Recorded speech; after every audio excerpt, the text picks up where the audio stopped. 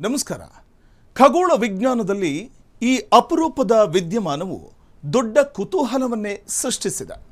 Elon Musk ಹೊಡೆತನದ space X ಕಂಪನಿಯ rocket ಭಾಗವೊಂದು ಈ ರೀತಿ ಚಂದ್ರನ ಮೇಲೆ ಬಿದ್ದಿರುವುದು ಜಾಗತಿಕ ಗಮನ ಸೆಳೆದಿದೆ. ಸ್ಪೇಸ್ ಎಕ್ಸ್ನ ಫಾಲ್ಕನ್ 9 ರಾಕೆಟ್ ಒಂದರ ಭಾಗ ಚಂದ್ರನಿಗೆ ಅತ್ಯಂತ ವೇಗವಾಗಿ ಡಿಕ್ಕಿ ಹೊಡೆದ ರೋಚಕ ಘಟನೆ ಇತ್ತೀಚೆಗೆ ನಡೆದಿದೆ.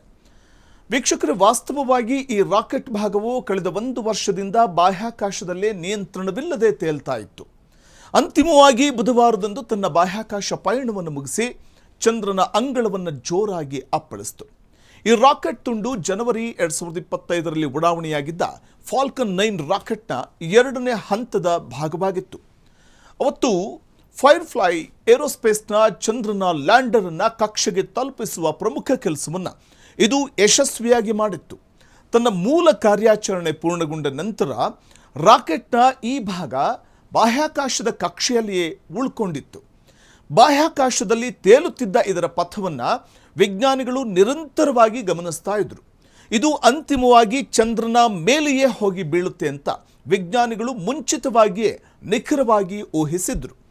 ಹೀಗಾಗಿ ಪ್ರಪಂಚದಾದ್ಯಂತ ಖಗೋಳ ಶಾಸ್ತ್ರಜ್ಞರು ಈ ಘಟನೆಯನ್ನು ಅತ್ಯಂತ ಕಾತರದಿಂದ ಮೇಲ್ವಿಚಾರಣೆ ಮಾಡ್ತಾ ಇದ್ರು. ಸುಮಾರು 4000 ಕಿಲೋಗ್ರಾಂ ತೂಕವಿದ್ದ ಈ ಬೃಹತ್ ರಾಕೆಟ್ ಭಾಗವು ಭೀಕರ ವೇಗದಲ್ಲಿ ಪ್ರಯಾಣಿಸ್ತಾ ಇತ್ತು. ಇನ್ನು ಬುಧವಾರ ಬೆಳಗಿನ ಜಾವ ಚಂದ್ರನಿಗೆ ಡಿಕ್ಕಿ ಹೊಡೆಯುವಾಗ ಇದರ ವೇಗ ಗಂಟೆಗೆ ಸುಮಾರು 8690 ಕಿಲೋಮೀಟರ್ ಆಗಿತ್ತು. ಇದು ಶಬ್ದದ ವೇಗಕ್ಕಿಂತ ಸುಮಾರು 7 ಪಟ್ಟು ಹೆಚ್ಚು ವೇಗದಲ್ಲಿ ಚಂದ್ರನ ಮೇಲ್ಮೈಯನ್ನು ಅಪ್ಪಳಿಸಿತು. ಈ ಭೀಕರ ಡಿಕ್ಕಿಯಿಂದಾಗಿ ಸುಮಾರು 3 ಟನ್ TNT ವೆಲ್ಡಿಂಗ್ ಸಿಡಿತಕ್ಕೆ ಸಮನಾದಂತಹ ಬೃಹತ್ ಶಕ್ತಿ ಬಿಡುಗಡೆಯಾಯಿತು. ಡಿಕ್ಕಿಯ ತೀವ್ರತೆಗೆ ರಾಕೆಟ್ ತಕ್ಷಣವೇ 106 ಸಣ್ಣ ಸಣ್ಣ ಅವಶೇಷಗಳಾಗಿ ಸಂಪೂರ್ಣವಾಗಿ ಚೂರಾಯಿತು. ಡಿಕ್ಕಿಯ ರಭಸಕ್ಕೆ ಚಂದ್ರನ ಮೇಲ್ಮೈಯಿಂದ ಧೂಳು, ಮಣ್ಣು ಮತ್ತು ಅನಿಲದ ದೊಡ್ಡ ದಟ್ಟವಾದ ಮೋಡವೇ ಮುಗಿಲೆತ್ತರಕ್ಕೆ ಏರ್ತು.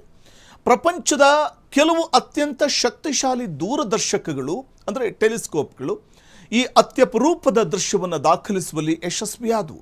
ಆದರೆ ಚಂದ್ರನ ಸುತ್ತುತ್ತಿರುವಂತಹ ಯಾವುದೇ ಬಾಹ್ಯಾಕಾಶ ನೌಕೆಗೆ ಈ ಡಿಕ್ಕಿಯನ್ನು ಬಹಳ ಹತ್ತಿರದಿಂದ ಚಿತ್ರೀಕರಿಸುವುದಕ್ಕೆ ಸಾಧ್ಯ ಆಗಲಿಲ್ಲ.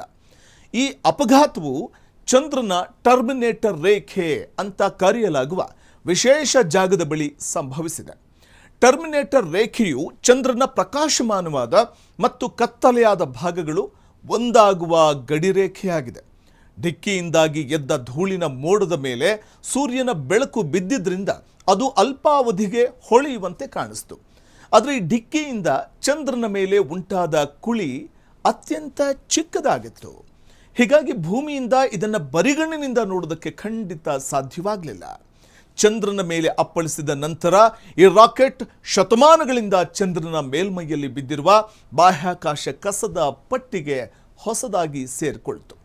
ವಿಜ್ಞಾನಿಗಳು ಈ ಇಡೀ ಘಟನೆಯನ್ನು ಅಧಿಕೃತವಾಗಿ ದೃಢಪಡಿಸಿದ್ದು ಬಾಹ್ಯಾಕಾಶ ತ್ಯಾಜ್ಯದ ಬಗ್ಗೆ ಹೊಸ ಚರ್ಚೆಯನ್ನು ಹುಟ್ಟುಹಾಕಿದ್ದಾರೆ.